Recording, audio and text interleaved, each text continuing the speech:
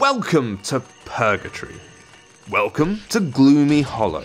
What better way to spend eternity than by engaging in an action RPG experience set in expansive worlds packed full of enemies, then broken down into small, manageable levels. Hell, if you find enough souls, you may even be able to buy your way back into the land of the living.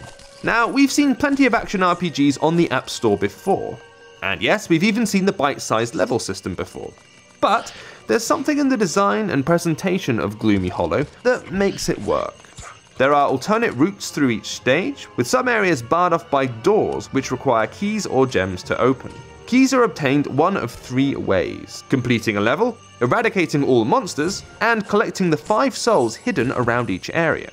These unlockable routes usually contain chests, and often yield useful weapons or armor upgrades. If at any point you become tired of the character you're playing, you can switch to one of the 2 others when you return to town. All of the characters share experience points, but have their own talent trees and weapon and armor requirements. Best of all, they all play quite differently, striking balances between range, strength, and agility. You've got the option to enable touch controls or a joystick and button setup.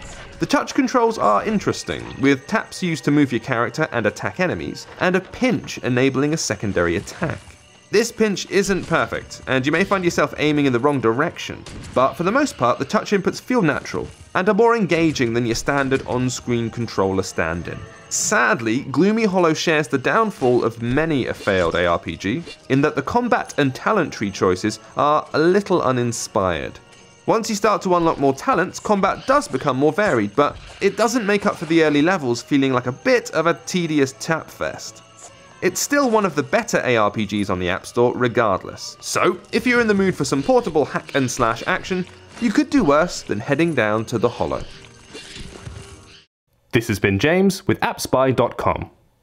We review, you decide.